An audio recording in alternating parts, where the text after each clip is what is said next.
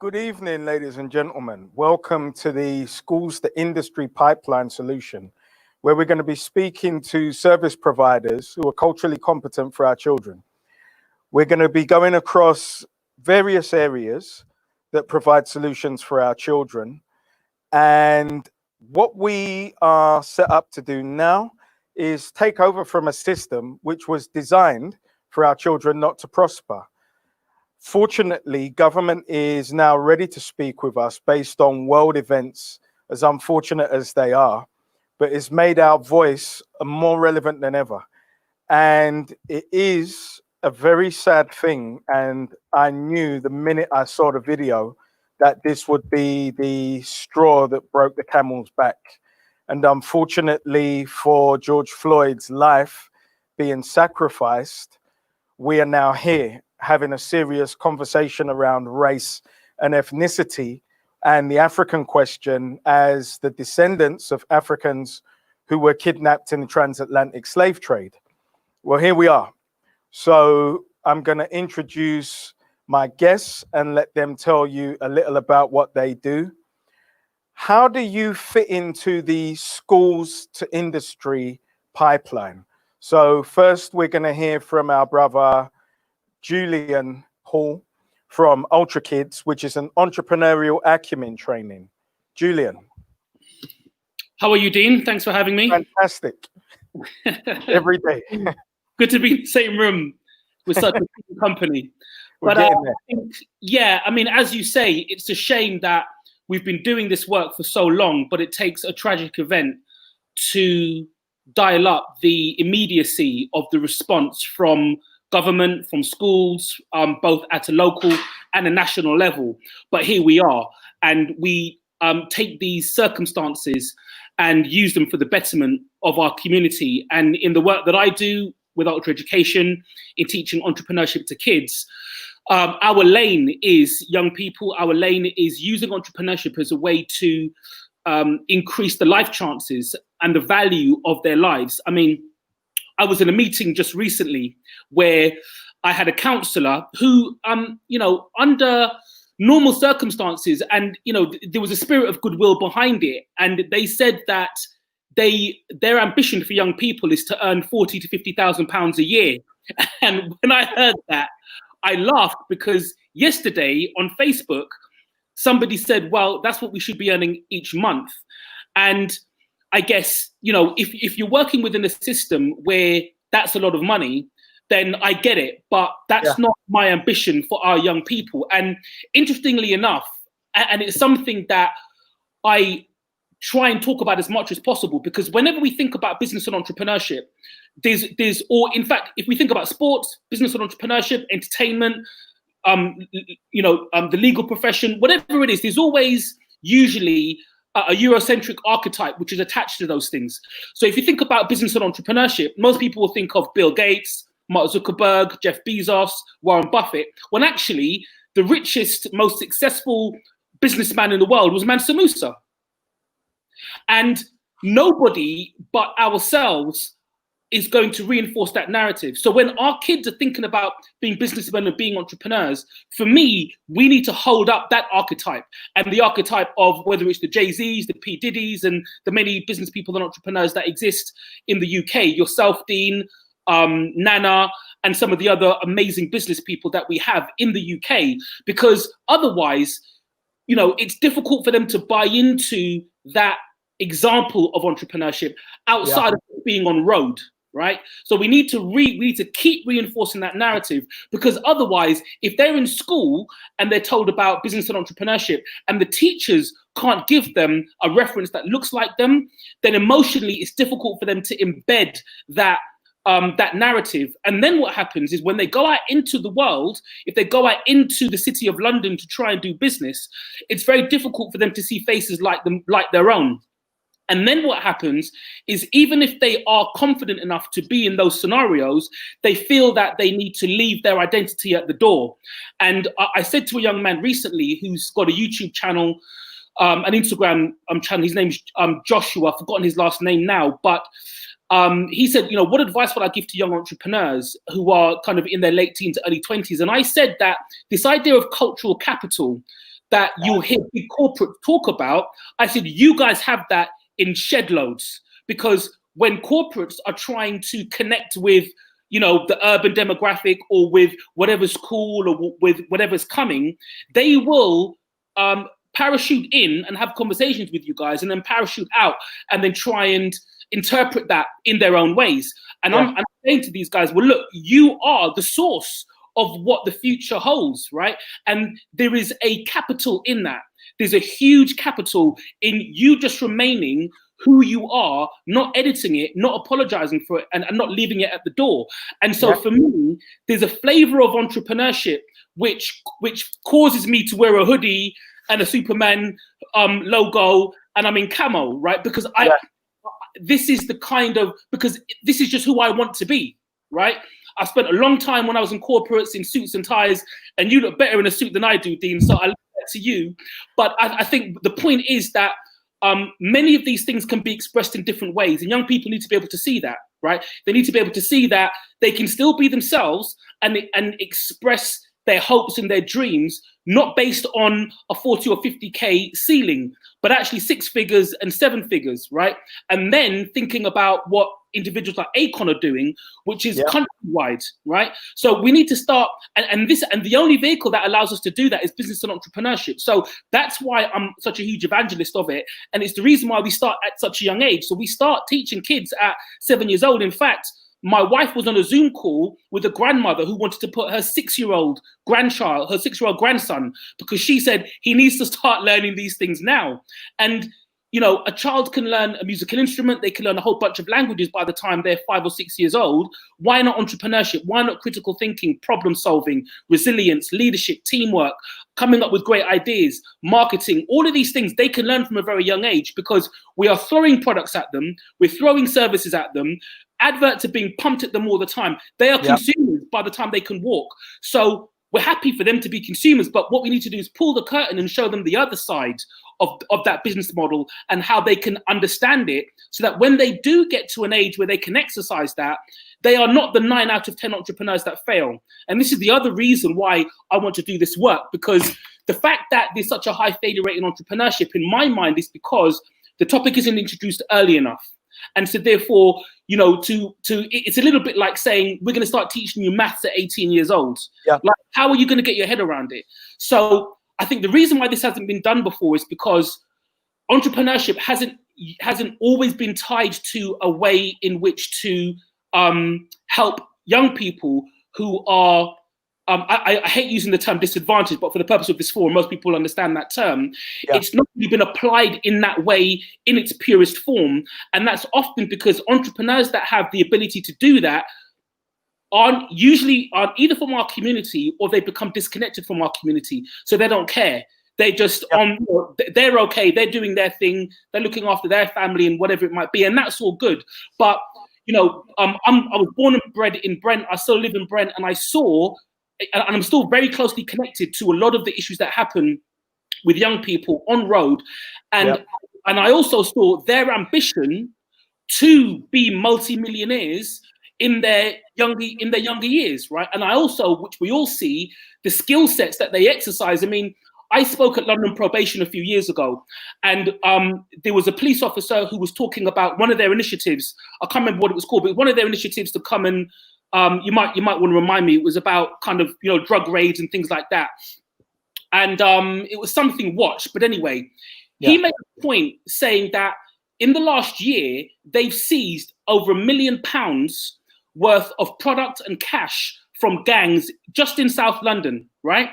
Now, I was waiting for somebody to give them a round of applause, right? But what they do is they take that talent, they incorporate that talent, whereas anyone with an ounce of entrepreneurial, you know, blood flowing through their veins would say, let's go and speak to these young people, because what they've done by generating that sum of money without any help is the kind of thing that well-funded startups cannot do.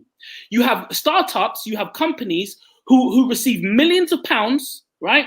Who cannot generate revenue, right? I met an individual, a friend of mine, who just came from Amsterdam. his company, he was chief technical officer of a company that was given £3 million. They could not generate revenue from that, right? And we sit here and we chuckle, because if you give us, you know, a minutiae of that, we can flip it, right? Much less if you give these kids on road that because they're already doing that, is the point, right? So there's a clear misalignment in the stakeholders who say they want to help, but perhaps don't have the bridges or the people who care about the destination for young people. But that's one of the reasons why you know, we exist and why we're so passionate about the work that we do. And you know, it's something that, you know, we believe will help to build the generational wealth, because at the very forefront of activism is now the dynamics around wealth building and generational wealth. But we can't do that having a job. We can't do that within structures that we now know are institutionally racist. It's not going to happen, right? We have to create our own structures, and it's not a knock on those who have jobs. That's fine. Maybe go and support somebody who has a business. You know, maybe contribute in some way, whether it's volunteering, whether it's financing, whether it's you know, some kind of support, whether it's just a kind word. But everyone is able to contribute in some way. So for me, you know, just to kind of wrap up, I think it's really important for forums like this to exist, because there are so many grassroots organizations who are doing amazing work. And I think we just need to continue to work together as much as we can, starting with dialogues, quickly following on to actions, so that we can have a greater impact on our community and our young people. And it's beautiful as an evangelist, just in summing up what you said, as an entrepreneurial evangelist, because you speak about the public facing people, but you know, Steve Stout is the cultural capital guy. Absolutely. And agency Translation was made tens of millions on their cultural capital and selling that expertise to so-called mainstream industry. So we all know that every single community is on a bound to uphold, promote, and preserve their culture. But where, based on that transatlantic slave trade, we do feel that unique thing about fitting in to everybody else's culture, we leave ours behind. And that is why we're in the position. So I'm so glad you brought it up. But in the skills that you offer, it just, and what you know, that entrepreneurs, people who aren't entrepreneurs may not know, is it produces so many transferable skills, problem-solving skills, irrespective of whether they choose to work in sweat equity inside of a business, because they may not be the chief exec, they may be the CFO, they might be an operations officer, but they've got the skills to actually work inside of industry that isn't structured. So I wish we could talk about entrepreneurialism and business all day, but we've got a lineup and we are on the clock. So thank you for your contribution. But more importantly, I look forward to working with you within the pipeline, with us sitting down with central government and taking all of those resources as service providers who are culturally competent, that they've always had other people babysit our resources and then top slice those resources and trickle down in a way that we can't build robust businesses to deliver to our children directly. So thank you, Julian. Thank you, sir. And over to my brother KHONSU at Manhood Academy. And with Manhood Academy as a rites of passage organization, we had a consultation last year with over 80 African diasporan delivery practitioners for youth engagement. And there was 100% adoption in the room, that all of our children, irrespective of two parents, single parent, millionaires, low income, should be entered into rites of passage, because it delivers a high cultural self-esteem for our children as a grounding to start. So KHONSU, can you tell us a little bit about how you fit into the pipeline and what your vision is for our children?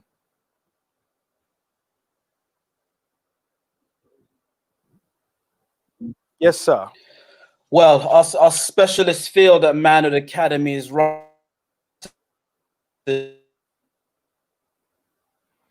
And you've frozen, sir. The problems we're trying to solve with our young people. I mean, you got me? You're good. And Yeah, right now. We are technical difficulty. Yeah, you good, yeah? Today. You're good, sir.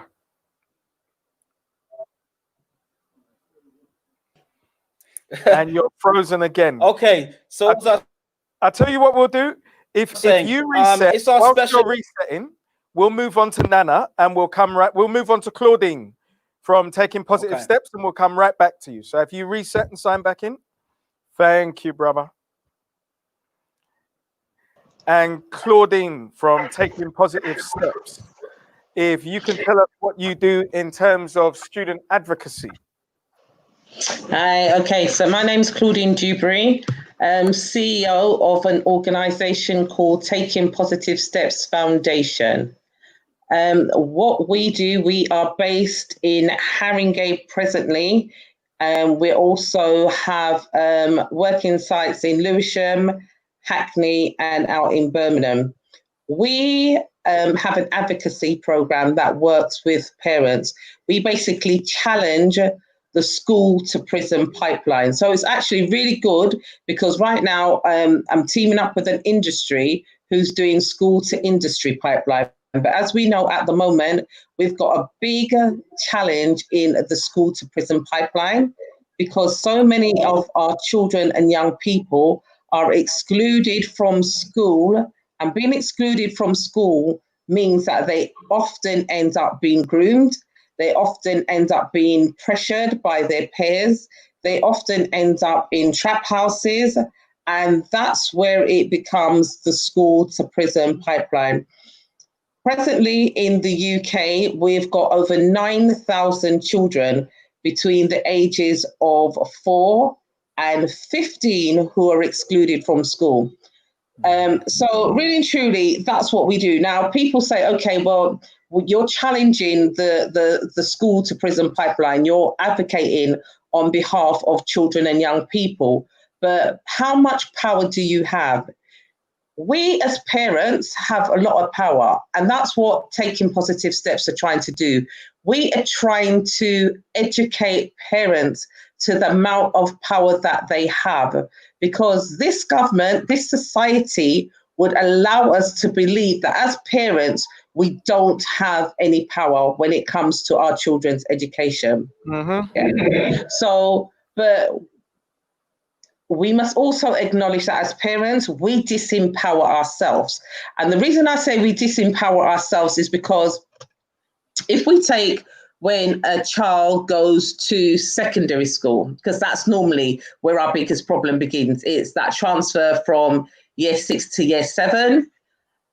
We may look at a school, we may look at the most local school, or we may look at Ofsted and see what is the school on the league table that's doing best. We may go along and we may visit the school and we think, okay, that's where I'm going to put my child. Now, because the league table says that this school is doing fantastically, that has nothing to do with nothing.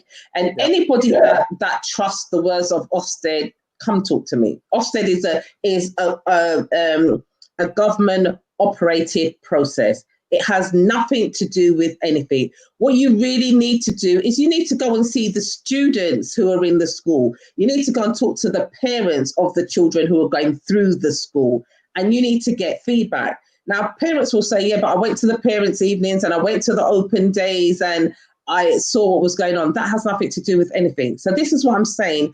We fail our children. We find a school and we place our children there and we hand over authority to the schools. We don't bother to turn around and every 3 months, every month and say, how is my child doing? Has my child got a struggle? Do you need my help? Right? Now, as I often say to parents, when I went to school, we had parents' evenings twice a year. Things have now been scaled back so much that you only have parents' evening once a year. You're not learning anything in that once a year, because if your child is struggling, they're already struggling and you don't know about that. If your child is getting in trouble and they're always in detention, and you kind of go along with the school that they're in detention because they're being naughty. Why are you not asking why? Why are they constantly in detention? And then the detention gets upscaled to isolation. Why is my child constantly in isolation? And parents don't take the time to understand that this detention and this isolation has a long-term impact. It impacts on their mental well-being. The trauma that it is caused by this constant isolation, this constantly being put in this detention, the constantly being held behind, it is a form of trauma. Yeah. It also impacts on the confidence of our children. A lot of children, you know, as parents, we will say, don't talk back to me. Right? But in school, they need to be able to talk back. They need that confidence to be able to ask a question. They need that confidence to be able to challenge the teachers. What you say isn't necessarily right. Yeah? And an example of that was back in 2009, I went back to uni to do my MA in social work. And that was 5 years after the special guardianship orders had come out. So now I'm expecting, because remember, I did my first qualification in social work back in the 90s. I've come back in 2009. So obviously the course has been updated. So considering we've got new orders and new legislation that the government's handing out, I'm expecting that to be part of the course. So, but they weren't teaching about special guardianship orders. And when I challenged the teacher on it, the teacher said, well, I don't know about that. So you'll have to investigate that yourself. So this is what I'm saying. If the children are not able to challenge the teacher and you take everything as gospel, yeah, or you challenge the teacher and the teacher feels aggrieved because you've challenged them, then, you know, your child becomes labeled. Another thing that parents do is, you know, they're often said, your child is lazy, your child is naughty. Those are labels. Why are we accepting them? Don't accept them, because if you accept, and those labels normally come from primary school. So you get your 4-year-old who goes into the reception class. This 4-year-old who's come from nursery, where Ofsted says children learn by playing, free play, okay? So we've now taken our child out of a free play nursery and we've put them into reception. So August, you're in a free play nursery. September, you're in reception. And the teacher wants you to sit down and get on. The children ain't doing that. I don't work like this. You know, in the nursery, they told me to run around. So all of a sudden, parents are being told, well, you have to teach your child to sit on the carpet and keep still. Well, why do we have to do that? You need to find a new way of engaging the child so now that they're ready for learning. And, you know, I say to parents, yes, we as a community, we're encouraging the building of our own schools and our own education system. But until we get there, we have to do with what we've got. And in order to do what we've got to challenge them. Yeah, we've got to challenge them. And we can't allow them to tell us this is the standard, this is what we're offering, and this is what you got, because that's not what we've got. Yeah, parents also need to remember the schools are a business, Dean. The school is a business. Every time our child goes to school, they go to school with their own bank account. I've tried to tell parents, your child goes to school with their bank book in their pocket, and the teacher has to work for their wages. So if you break it down, that a 4 to 8-year-old costs us about £4,000 a year. An 8 to 10-year-old will cost us about £7,000 a year, and it goes up in scale. So our secondary school children cost us about £10,000 a year. Yeah. Why are the teachers not working for it? We need to be able to say to the teacher, actually, my child comes to school with their own bank account. Like we go to work, right? Mm-hmm. We have to fulfill a contract in order to get paid. Why are we not making sure that they fulfill their contract to get paid? Why are we not holding them accountable? A lot of us are not holding them accountable, right?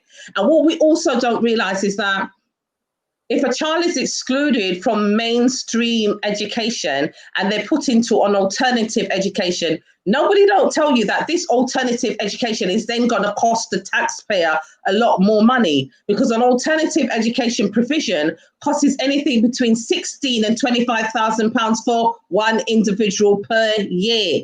Now, look at how it's jumped. So we're looking at these resources, and other communities are coming in who aren't culturally competent. And even though it might be an alternative provision, our children may not be benefiting anymore. And this is why I want you to just quickly speak to your vision for what you do, because you get to see it when it goes wrong. And this is where we need to know, we know what all of the other delivery partners do when it goes right. But if you speak to your vision, because you are called in when it goes wrong. Yeah, so taking positive steps are called in by parents when it goes wrong. When it goes wrong is when your child is about to be excluded, and we're called in to say, how do we help? How do we stop this? Can we stop this? And if we can't stop this, what's the next step? So the next step, as you said, is they're going to the alternative provision. The alternative provision doesn't do anything for our children, because that is definitely where it's going to go wrong. If they thought that these children were badly behaved in the first place, if they thought that they were uncontrollable in the first place, this is definitely where they're going to learn to behave in a disrespectful way. This is where they learn to disrespect the families, although the families have held on to them for so long. This is where education really goes down the drain. So for my vision is, until we have those schools that we can funnel our children into, is I will keep championing the cause. I will keep fighting the schools. I will keep trying to educate the parents. And what I'm doing is I'm building a team around me. So at the moment, it started off with Claudine fighting all these schools. Now we've got a collective of us who are well versed in going to fight the schools. We can use the legislation. Your same said legislation, we will use it against you. But also, what we have learned, which totally upsets your apple cart, you may say, we're excluding this child and this is where they're going. Well, actually, no, that's not where they're going, because I'm not giving you permission to do that. So I will hold my child at school, and at home rather, and I will educate them. Yeah. Or for a parent, if you think that your child is really struggling, and Dean, this is the hardest part. You know, I hear a lot of people talking about homeschooling, and I know that you homeschooled your son and it worked well for you. But a lot of parents can't homeschool their children because they're still out there doing that work, right? So they can't. But what they can do is put their children on a part-time timetable, right? Now, nobody tells you that, right? And when you then tell the school, actually, I'm going to put my child on a part-time timetable, and I'm only going to bring my child into school for the lessons that suits them, for the lessons that works for them, for the lessons that they want to do. Apart from that, I will keep them at home and I will educate them myself. That very quickly turns that one on the head, right? Also, we have to get the schools to realize, for example, a couple of years ago, we worked with an 11-year-old. He came over from primary school as a gifted and talented child, very, very bright young man. But all of a sudden, he's getting in trouble. So we've spoken to parents about, what primary school was like, what he did. And they said, Claudine, the only thing that they used to feedback when we went to school was, there's nothing to feedback.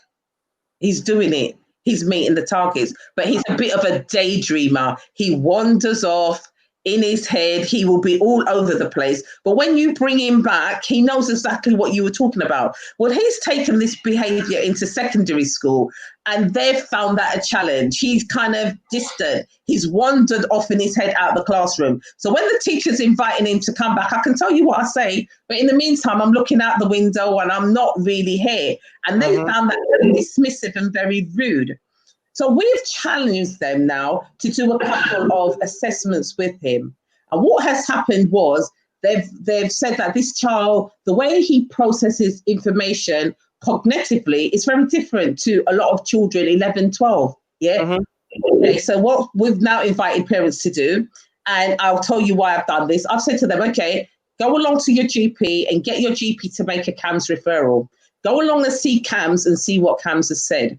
So they followed the process and they've gone along to see CAMS. What CAMS has reported is that this child is a gifted and talented, high-performing child with ADHD, right?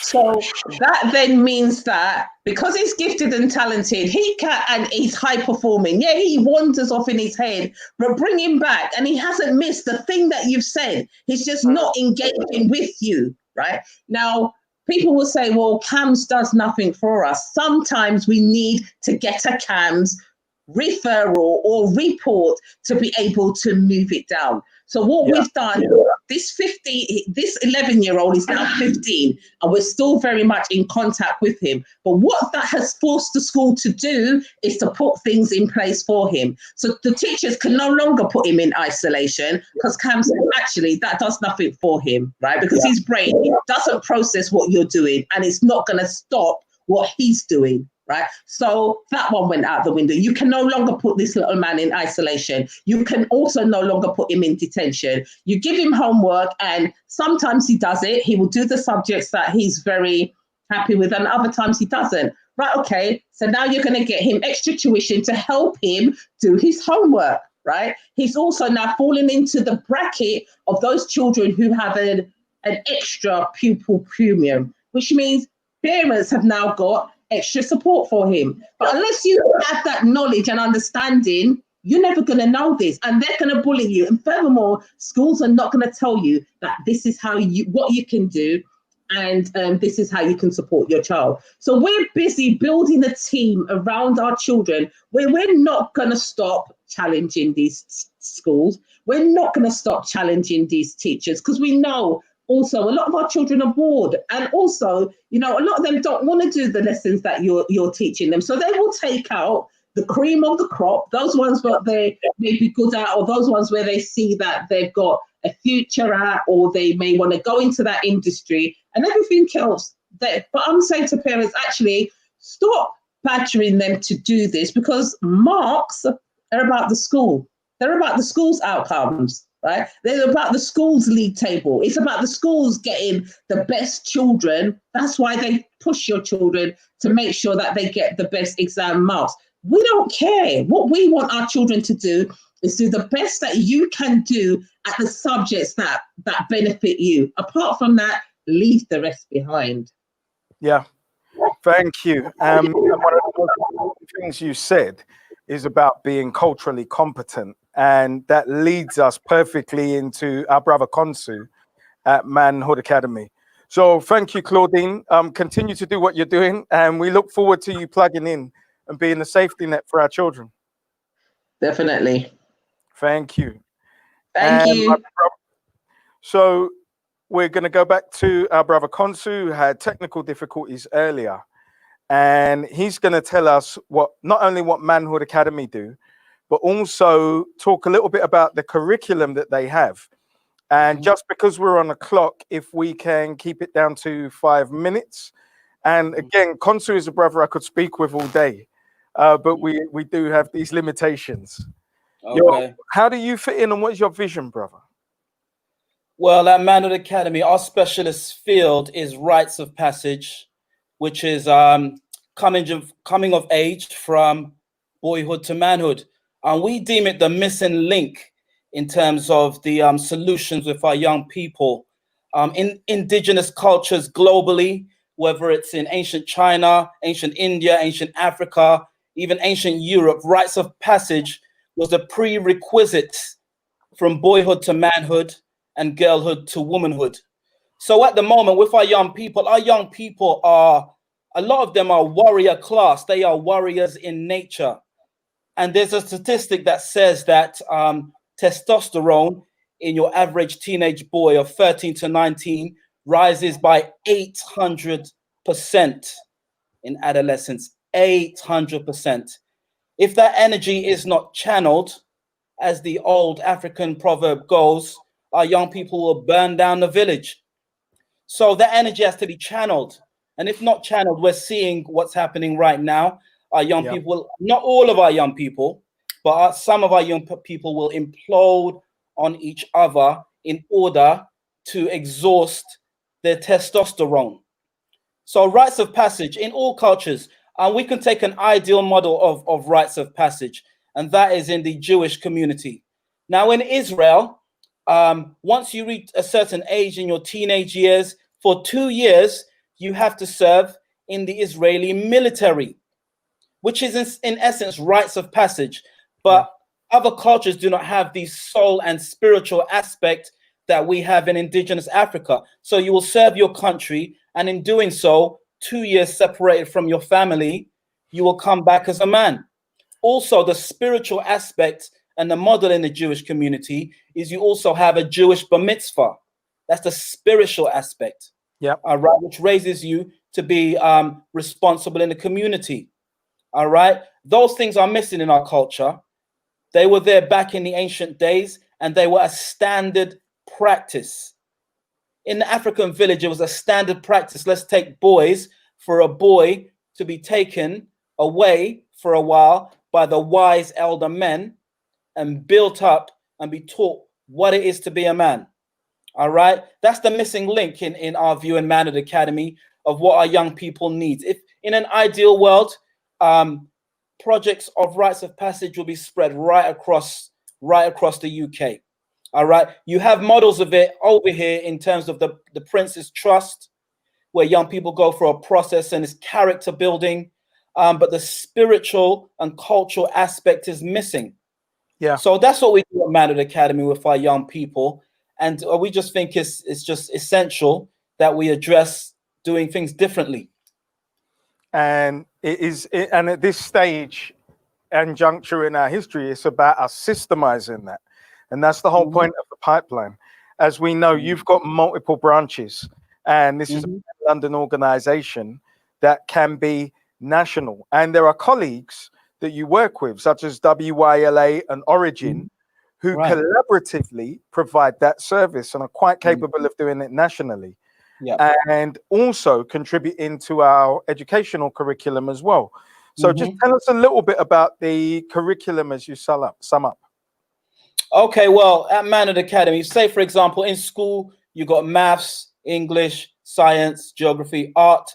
Our curriculum is earth, air, fire, and water, the primordial elements.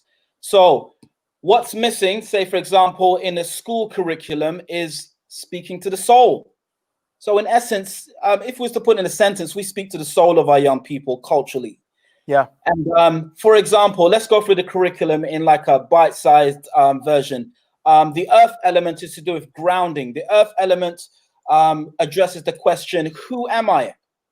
Which is a metaphysical concept, but we simplify it for the young people. Way down the line, when in their 30s or 40s, they might be like, yeah, what they taught me was actually this, when they start reading diligently maybe. But the earth element is to do with grounding and who am I?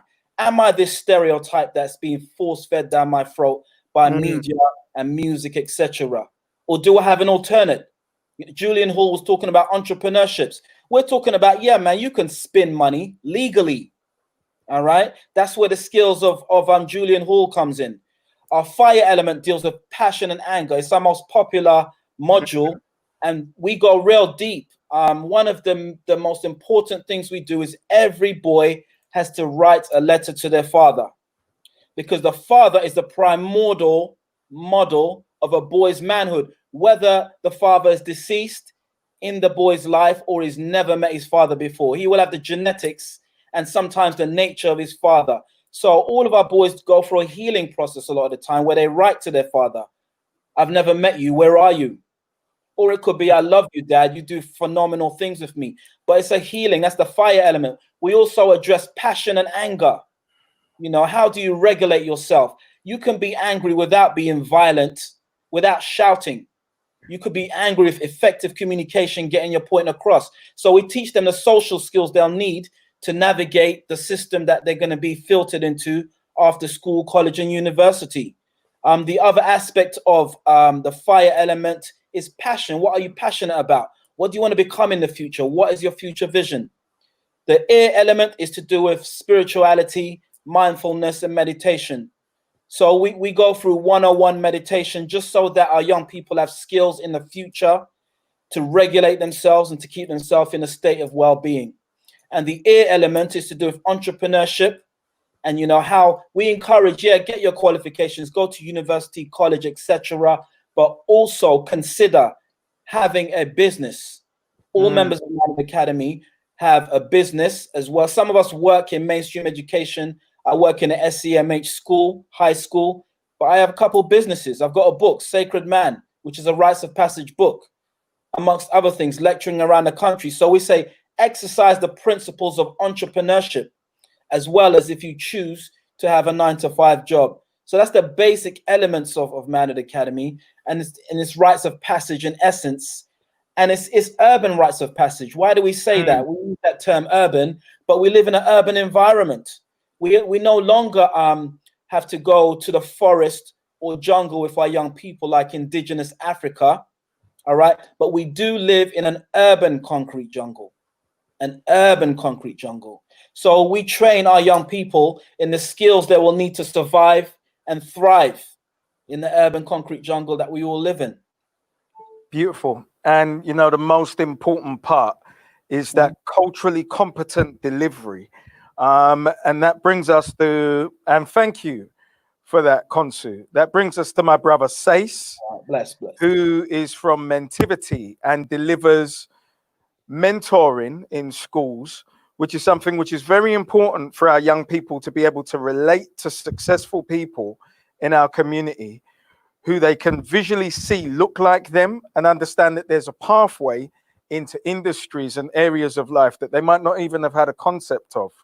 So, Sace, if you can tell us about what you do and about what your vision is and got you involved in the work that you're doing. How you doing, my brother? Yes, sir. Thank you for having me. Yes, Sace Holmes Lewis, CEO and founder of Mentivity, which is a mentoring organization and an alternative educational provision based across schools in London and Brighton. So the main aim of our work is mentoring in schools, one-to-one mentoring, group conversation-based learning, which is a facet of informal education, which is based around youth work to affect positive change. So we target Black boys and Black girls predominantly because of the issues that they face within education. So what we've had to do is infiltrate education to make sure that we can give the support to young people in a setting which is not designed for them. We've been running for 4.5 years. I started off as a limited company because I didn't want people to look at us as being in need and being deprived. I wanted to showcase self-determination and show people that we're a business and we're taking this seriously. So over the last 4.5 years, 90% of our turnover, which is 6 figures every year now, have 14 staff, including my mum, my brother, who's my business partner, my sisters are mentors as well. Every year we bring in 90% of our turnover comes from schools. 10% of that has come from the UK government. And what I want to showcase is that we don't need the government to showcase what we can do in our community. And it's been hugely successful. We've evolved. We've got 14 staff now, which is phenomenal for a smaller organization which started 4.5 years ago. But I've been doing this work in the community for 21 years. And what I've seen and what I experienced as a young black male, growing up on the council estate, Southeast London, on the Ellsbury estate, if anyone knows it, and then moving to Peckham, was that this wasn't designed for me. Like anywhere that I wanted to progress, there was always obstacles based around institutional racism and stereotyping and racial profiling. And I tried the football route. I had to go to the Republic of Ireland to play football. And I went to Romania to play professional football. I did that for 2 years of my life. And England never gave me that opportunity, no matter what I did here. So I knew from a young age that no matter what I do, how hard I work, I wasn't going to get to where I needed to be. So I've always been a hustler. I've always been an entrepreneur in that respect, always known how to make money. And it was about kind of honing those skills from the streets as a young man and then bringing that towards business and applying my trade for the last 21 years. You know, I've been working in the community since I was 16. I first started working in a nightclub at the age of 13, cleaning the nightclub with my brothers. And that's how serious I was about showcasing self-determination and bringing in money to survive and also help the household. So Mentivity is really an extension of my family and my mom, who's a strong Black queen in terms of what she's done for us. You know, I'm the oldest of 7 children, and Mentivity is an extension of my family. And with my father not being around, I had to find my role models in different settings. And initially it was the streets, but then in education, I found strong black men. In football, strong black men that gave me that support. So I'm trying to be representative of what I wanted to see when I was a young man and what I needed. And then my son's 13. And when he was born, I made a vow that I was going to make this world a better place for him. And by doing that, I could do that for the rest of the community. So people will see for the last month has been crazy for Mentivity, where we've been delivering a program called the Raising Aspirations Project with Goldman Sachs. And Goldman Sachs now are on the verge of giving us a substantial investment into the company because of what we're doing with young people. And the Raising Aspirations Project is creating a pipeline, a viable pipeline for young people to go into organizations that they would never even dream of. And thus, by bringing that money back into the community, it will help to uplift us. So we've had discussions with YouTube, with Google, with so many different organizations and brands. And it's something now is that we've got to showcase that we can do these things, but also that there's a part to play within this system, but also to create our own system, which is, economic prosperity. And we need that. And because we don't have the economic background and foundation to do what we need to do, this is why we keep going around the same cycles and depending on the oppressor to give us what we need. And it's never going to happen that way. And what you're seeing now across the world is a revolution and an uprising because everybody's had enough. And it's not just black people, which is what they don't want to see. They don't want to see the unification of people. Bob talks about it, Bob Marley talks about it, the unification of Africa, but the unification of people. And that's what they don't want to see. And what you're seeing right now is a media campaign to distract us from what is, going to happen anyway. And I've been quiet for too long. I've been suppressed for too long, oppressed for too long. And I refuse to be silenced now. And I've got to speak up. And we all got to speak up. We all got to do what we can do. Not everyone's going to be able to speak as on the media stage and on their platforms, but people can do things behind the scenes. And Dean, what you've been doing for the last 2-3 years that I've noticed since I've come across you, it's just been nothing short of inspirational, phenomenal. So we need to come together as a collective. It's important that we lead as a collective. This is not a one-man movement. And where we've gone wrong in historically is that any movement that we've initiated has been a one-man movement. And when that person is killed, that movement just dies with that person. And it's not about that now. It's about a collectiveness. So that's where I'm at, and that's where we're at. And we know where it's going. Like, I'm ultra tired. I'm seeing myself on the screen now. My eyes look terrible, but I haven't got time to sleep because they're not sleeping and they're not stopping, and we can't stop. So that's what Mentivity is for me. It's my life's work. And by creating that opportunity for young people, KHONSU spoke about speaking to their soul.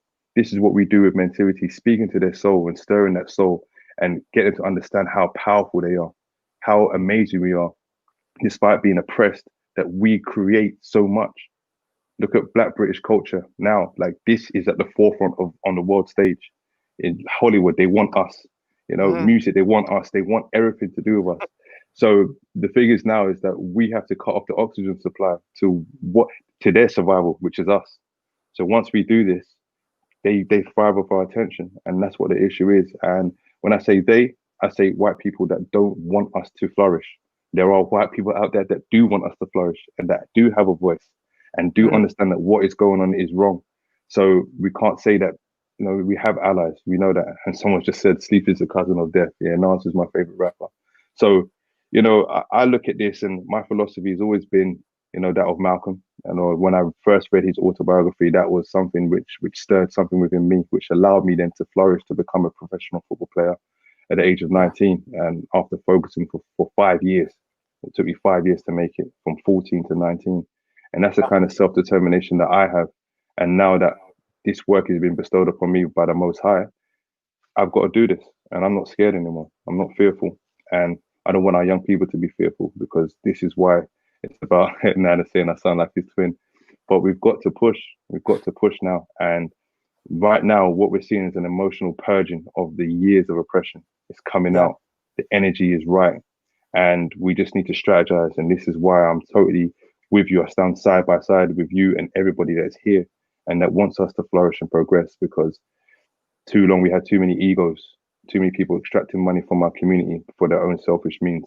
It's not about that. It's about transparency and it's about prosperity. So, if you want to get in touch with us, Mentivity, we're really pushing. We've just acquired another 40 grand contract today to do a large body of work with young black boys and girls in Brighton and Worthing.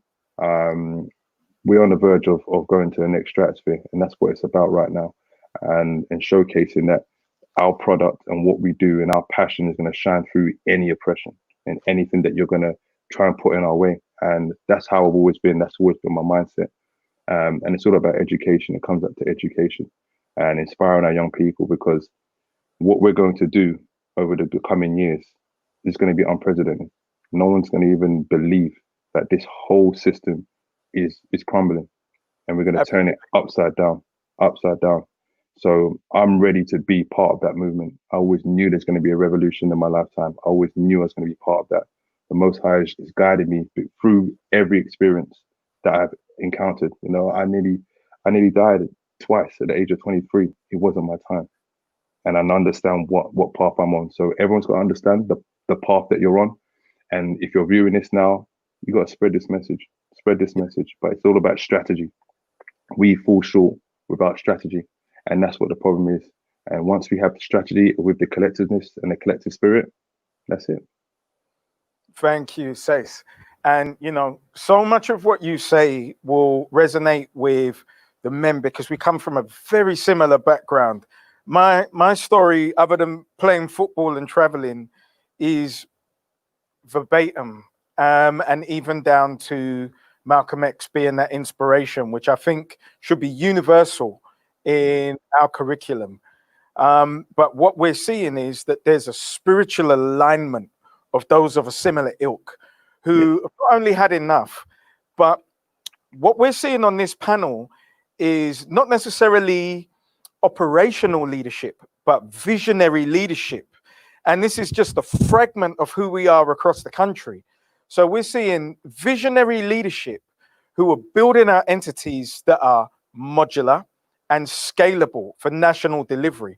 And when we align, it's a very powerful entity, because we don't need organizations like Redthread going top tier of resources. We go as a consortium, and we trickle that down to all of our grassroots organizations who are not only have sustainable businesses with a proven track record, but they're culturally competent, and they actually speak to the spirit, which is the most under-observed component. And it is that from a European perspective, Jung versus Freud. Now, Freud didn't recognize the spirit or consciousness, as it was termed by Jung, but we recognize the consciousness of young people, and we have to engage them in that. So thank you, Sace and Mentivity. So moving to my brother, Nana Agyeman, my brother and my right hand. He might say my left hand. From Access UK, because we're not going into careers. Okay. We can hear you, sir. You can hear me, yeah? Tell us a little bit about how you fit into the pipeline, because this actually comes from many hours of conversations that me and Nana had over the course of a couple of years. And we have both taken the legacy of Malcolm X in being self-determined, and now you're looking at the fruition, and this is what this pipeline has produced from many hours of conversation, because as Nana knows, this is a very lonely road, and there are very few people you can talk to at this 100%. particular tier of the game. So please, Nana, talk to us about what Access do and what your vision is for us. Well, a good evening to everyone that's tuning in, first of all.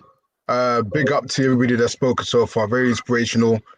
And this is what the so-called public health approach is, which, as we know, started in Scotland. It was a policy that was used to address youth violence and knife crime. Now, it was such a success over there that they brought it here to London. But what they're forgetting to tell us is that the policies that worked over in Scotland might not necessarily work over here.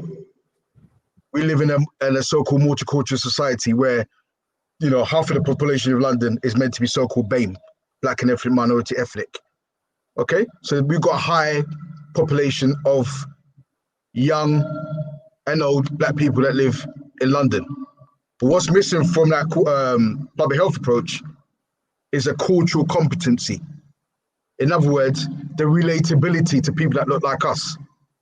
And this is what we are bringing to the table in terms of today, talking about this cultural competent term that we've been using consistently throughout this discussion. In terms of access, which stands for African Caribbean Careers and Employment Support Services, UK. Access came about, or the concept for access came about off the back of the 2011 riots. Some people call it uprisings, disturbances, whatever you want to call it, okay? The concept came out of it because what we realized from our studies at the time I worked for a private firm that dealt with the long-term unemployed, helping them into work, training, etc.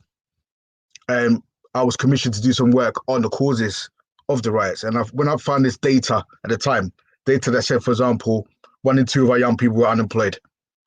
Our graduates were 3 times more, the unemployment rate amongst our young graduates were 3 times higher than white graduates. So when I sort of collated all this data, it showed me there's a big gap in service delivery that was tailored to address the issues that we were facing. So access came off the back of that, and obviously my passion for our people. But it was a way of monetizing that passion in a professional way. So we deal with the 3 E's: education, employment, and enterprise as a 3 key solutions for our young people. Now we know that that's not the only solution. We know that, like our brother said earlier, it's about playing our role within that jigsaw, right? Which is the public health approach. The public health approach basically means early intervention. These are the key components: early intervention and a multi-agency approach to dealing with issues rather than working in silos. Again, as my brother Says was saying earlier, the propensity amongst our community has always been, people thinking they've got all the answers, people think they can do it by themselves, and it's never worked. And it's clear 2 heads, 3 heads, 4 heads are better than 1. And we all have our lanes. We all have our speciality. I can't do what Says does, and I'm sure Says can't do what I do, but we can complement each other. And this is why we are such passionate supporters of the public health approach, a culturally competent public health approach, and working in collaboration with an extended network of providers within our community at grassroots level and everywhere else, even across the world. Because the solutions are not just based over here. There's actually, a global solutions based to our work in Africa, Caribbean, wherever it may be. But it's about connecting the dots on the ground and delivering the work. So again, just to tie it up, Access UK, careers and guidance, employability, focus on the 3 E's: education, employment, and enterprise. These are the solutions we're offering to our young people to help them circumvent the booby traps that are within the system, and to help them with different pathways. That the generic stuff that they kind of engage with in the mainstream can't solve because it's not structured. Mainstream services are not structured to do with our particular issues and our particular challenges. So that's Access UK. That's what we do. So just talking about those pathways, I know you got 2 programs coming up for delivery that were interrupted by COVID-19 self-isolation. So Indeed. Speak on those, I know, respectively in Brent and Haringey. So at the moment, obviously we deliver these programs. We've been delivering them for the last 6-7 years. But the 2 projects you're talking about specifically, one is called Manage, MAN, and then age, playing around with words, manage, which is going to be a leadership program we're running in Haringey with 20 of our young black men in Haringey, just giving them the tools, the components that's required to be a leader. So the hope is that we would develop 20 strong young black men that have got the focus, that have got the guidance to go out there into the community and be ambassadors and spread the knowledge and spread the love. So that's in Haringey, and that's starting imminently actually. Maybe in the next few weeks it's going to kick off. That's in Haringey. The second program we're looking to implement, and it's programs we run in various forms, various names before. It's a road CEO program. Now, to simplify it, is basically helping our young people, a lot of them that are on the road, quote unquote, to make the transition from the road to legitimate business. But it's helping them, it's giving them the tools to be able to do that, because lots of them want to do it, but they don't know how. So the whole point of the program is to help them make that transition, make it real, make it tangible, by giving them the tools in a language they understand, and with teachers and advisors that they can connect with. People like Julian, who spoke earlier, and there's lots of other people in the community that will plug into that delivery of the program. That's going to be running in Brent for 2 years. The hope is within 2 years, we would have secured enough, paper to continue that indefinitely. But initially it's 2 years in Brent, targeting, our young people, help them make that transition, make it real. Kinana, we look forward to seeing the pipeline go live. And I now want to introduce my brother, David Mullins from Father Figure. Now, David deals with the cases again, but which when it breaks down, but with the parent to child intervention. David actually has a very unique role that I can't describe. And this is based on his life experience, which is very diverse. But he's going to tell you specifically about what Father Figure do and the kind of interventions they make. Please, David. Yes, evening, and evening to everyone that's come on before me and anyone that's on watching. You are correct. I don't know what do I do?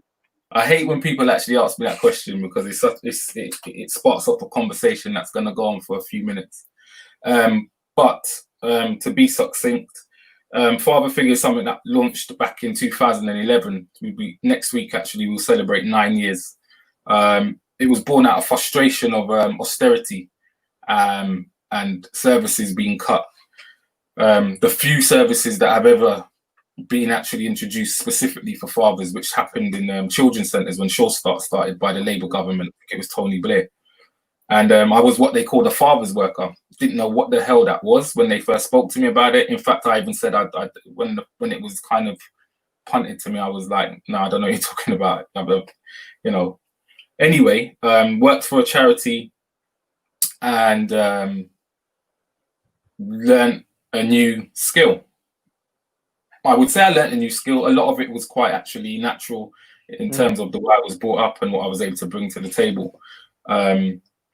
But as I said, austerity measures kicked in, and the first thing they cut was this project. Now, I'm a Northwest London boy, Kensal Green, Stonebridge, Harlesden. Not going to get into the whole what these youngers would deal with when we talk about areas. I'm Northwest London, Northwest 10. And I've got friends that are doing real great in life, doing really good. But I've also got friends that are dead, friends that have murdered, and friends that are still not probably on the straight and narrow. And I took stock and I looked at that and I thought, well, what was the biggest difference for me? Because I've been there. I've but for the grace of God, I'm not sitting here at all, 100%. And I figured it was the moral kind of compass that I got from my mum and my dad. And I realized how important actually my father was. And he wasn't perfect, but what he gave me was enough. It was enough. And I looked at my friends who had fallen foul, or my peers, and they didn't quite have that. didn't quite have it. So when I was made redundant, mentally it just really took me somewhere different, and I was like, nah, I've always been able to eat food. Okay, no one's ever stopped me eating food, and this was not a place that I wanted to be. So that's how Father Figure was born, really. And I didn't know what it was going to do, and it's still taken me in directions. Only 10 weeks ago, it's taken me in a whole new direction, and maybe even over in the last 10 days, I'm about to go in a whole new direction again. But ultimately, what I have done over that period of time is I've set up services for local authorities, mainly Brent, for that would help to engage fathers with children.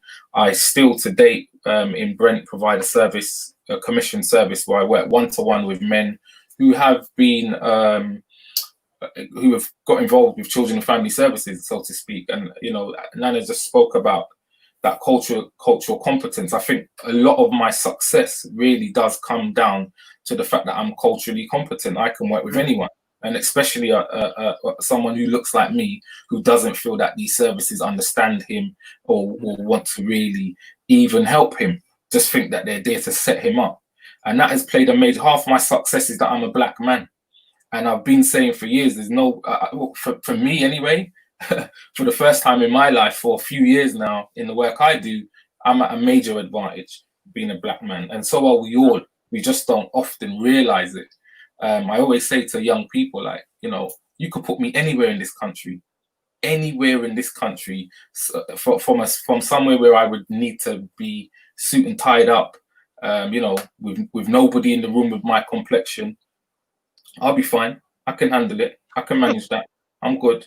To the darkest shubin wherever in any city, I'm gonna be all right. Just give me a wall to keep my back to. I'm fine. I'll be okay. We can't say that for some of our cousins. We cannot say that for some of our cousins. So if we can be those chameleons, yeah, if we can be that in the world, this wicked world that we know that we've always been living in, because it's only now that some people with our complexion are realizing how wicked it has been, but never mind them. Our European cousins are starting to acknowledge it after 8 minutes and 46 seconds. They are acknowledging the wickedness they've bestowed upon us. And we've still strived.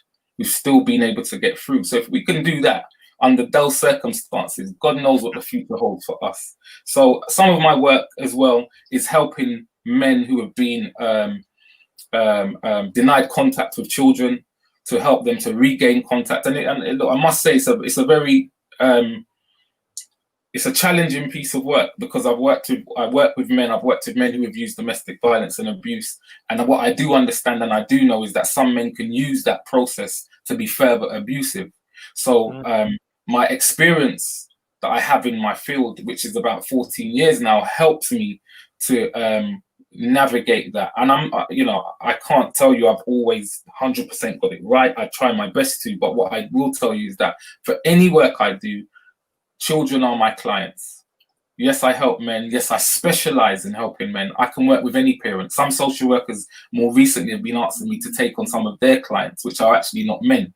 And I think that's because I can speak to these families in a way that a social worker who's in the system probably can't.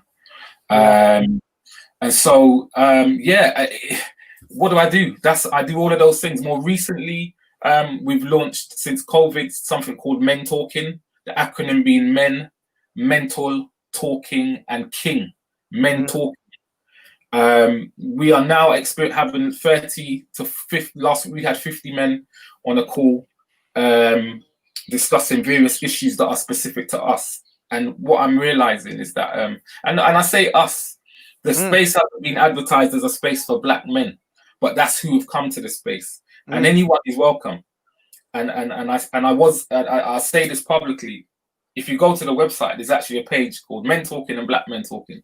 No longer going to even have black men talking. It will be men talking.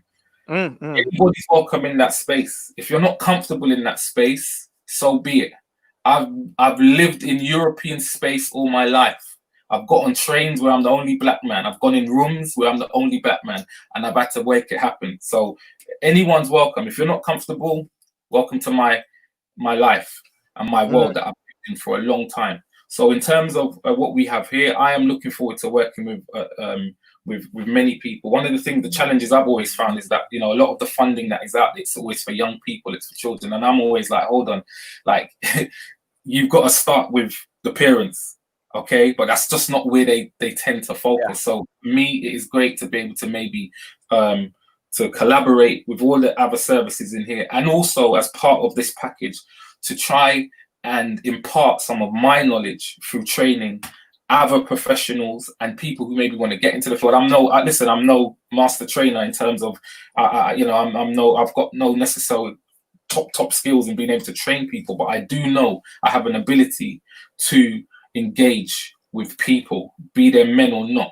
And I definitely have skills that will be able to help people engage with men. I train social workers around how they engage fathers. So through this process, this funding that we hope to get, some of what I will be doing is to train up other people, because I can't do it all. I can't be everywhere doing all these different bits of work. So yeah, not sure if there's anything else you want to hear from me. I really appreciate it. And what you brought to the table is the scalability that we require at this stage, because we've had so many 1-man and 2-man operations, which is based on, we know, other organizations coming in and acquiring the resources in our name that didn't touch the sides.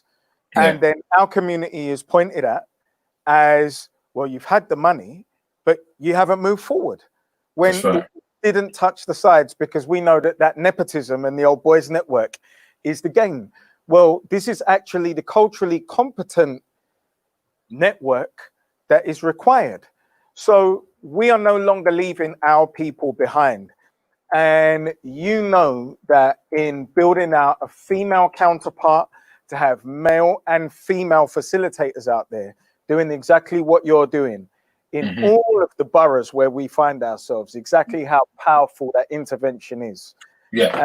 So I want to thank you for your contribution, and even more for the contributions you're going to be making as we go into the pipeline.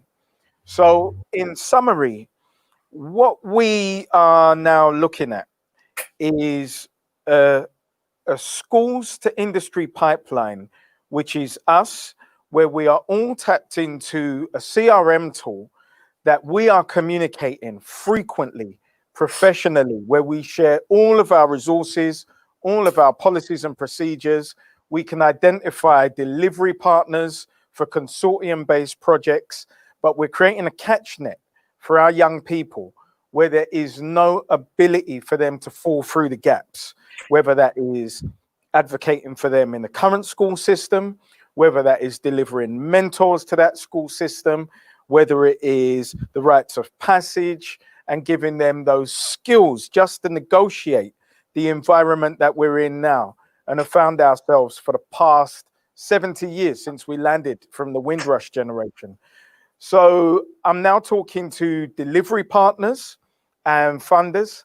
Please go to the AdPack website, download the Schools to Industry document, and understand exactly what this pipeline looks like, and that this is just a fragment of delivery partners that we'll have. Thank you for joining us, and we look forward to speaking to you again on other topics. Great week.